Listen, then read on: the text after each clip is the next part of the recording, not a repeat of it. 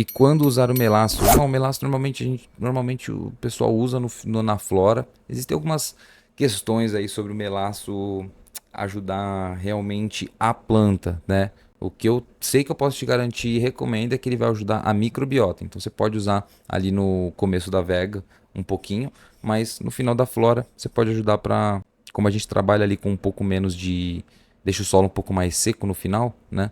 Um pouco de melaço pode ajudar a estimular essa microbiota, mas isso daí é só uma coisa mais empírica que eu tô te passando, tá, irmão? Não tem nada certo assim de quando usar o melaço, tá? Melaço aqui é raro, usa açúcar marrom. Açúcar marrom é isso, você vai poder usar, você vai estar enriquecendo de carboidrato do mesmo jeito, mesmo que a disponibilidade dele seja um pouquinho diferente. Então, tá tudo certo. Irmão, não é muita coisa. Quer dizer, é muita coisa, mas também não é demais. Batiguano eu tiraria porque pode vir contaminado. Então, se o batiguano está contaminado e você for lá e reproduzir esse batiguano, você vai estar reproduzindo as coisas ruins também, tá? Mas é porque eu não conheço e não tenho noção de um fornecedor que tem um batiguano de qualidade. Não é à toa que ele é proibido no Brasil, né? Mas se você tem segurança ali no que você está na matéria-prima que você está colocando, maravilha. Usava o Almix da Biobis, mas achei um desses que vendem em loja agro.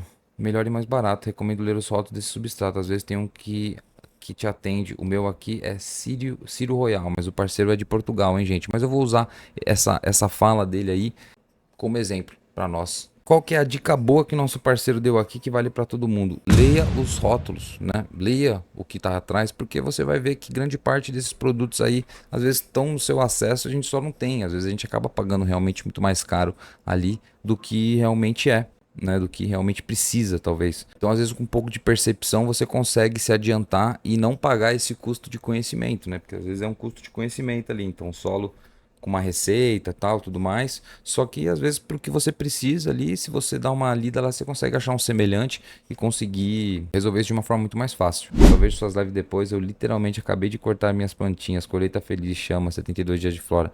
Irmão, sucesso demais aí, ó. A colheita feliz é o que importa. A colheita feliz é o que deixa a gente feliz, é o que deixa a gente mais animado aí.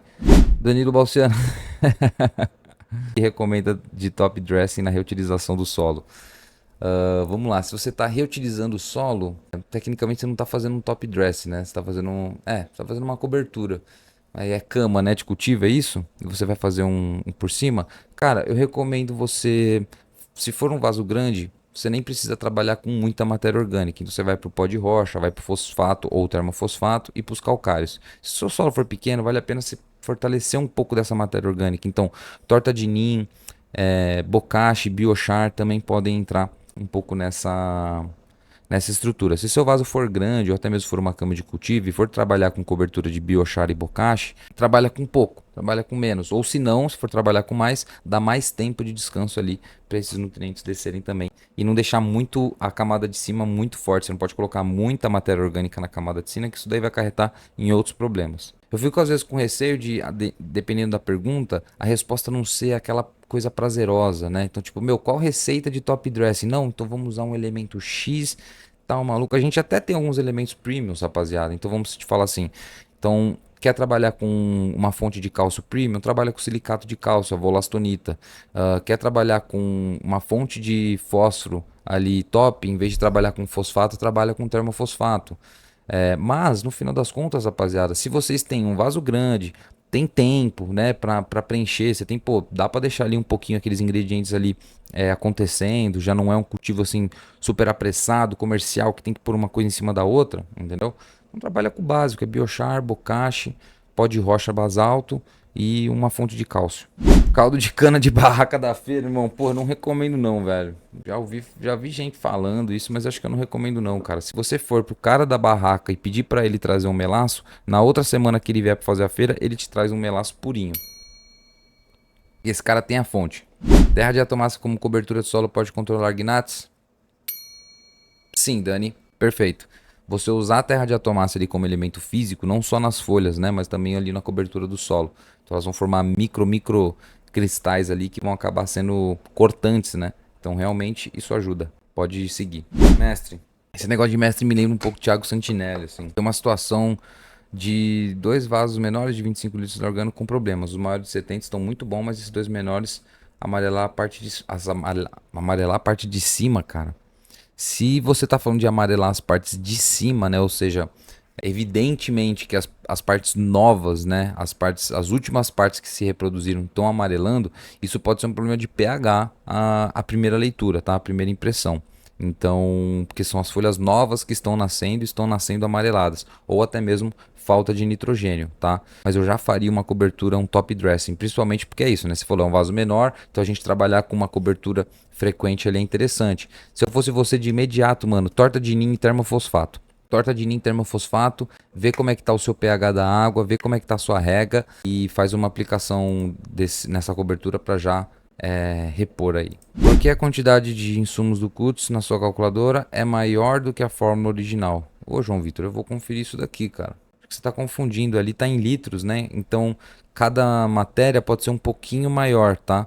Então, por exemplo, o pó de rocha ele é mais pesado, né? A densidade dele é maior, então um litro, né? Vai ser menos quilos, entendeu? Planta revegetou na segunda semana de flora e fazem 3 semanas, ainda não voltou para floração. Ajuda aí, tropa. Irmão, vegetação e floração é incidência de sol, né? Então vale a pena você ver se está no outdoor. Será que não tem nenhuma lâmpada que está ficando acesa, a lâmpada do vizinho, refletor do prédio do lado, qualquer coisa nesse sentido que pode estar pegando e estar revegetando ela? Como funciona a ação do Oxamic? Já estou no segundo frasco aqui, fiquei curioso. Ele começa atuando desde os primeiros minutos da rega do solo. Cara, ele já vai atuar desde o início, quando você colocar no solo, ele já vai entrar em atuação, alimentando essa microbiota no solo e já dando aquele sinal para as raízes de que, tipo, meu, o bagulho ficou louco, tá cheio de aminoácido aí, pode mandar, pode fazer hormônio, tá? Ele vai ajudar, é como se fosse um biotônico fontor, ele é como se fosse um sinal, né? De abundância, quando as raízes recebem esse sinal de abundância de aminoácidos, elas ficam confortáveis para produzir novos brotos, novas folhas, melhorar ali a dedicação de produção das flores, a trabalhar o transporte de nutrientes, né? Porque esse nutriente que vem da raiz é transformado ali na raiz que vai subir para a planta ali, ele tem um transporte, né? Então esse transporte é interessante que ele esteja sendo feito da maneira mais eficiente, né, também, tá? Então o Oxamix é isso, cara.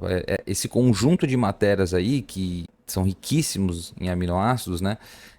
Eles quando entram no solo eles já começam a atuar dessa maneira, certo? Danilo, posso substituir o humus de minhoca por terra vegetal? Cara, pode se for extremamente necessário. Se você puder substituir um pouquinho, acho que é até melhor, porque eu imagino que você esteja falando isso por questão econômica, né? Você tem uma economia financeira aí. Então procure uma terra de extremíssima qualidade, porque acaba que ela pode também trazer problemas e tudo mais, então procura algo de qualidade. E se for trocar, tenta trocar só uma parte, não tenta trocar tudo não, porque senão a terra vegetal deixa muito duro o substrato, tá?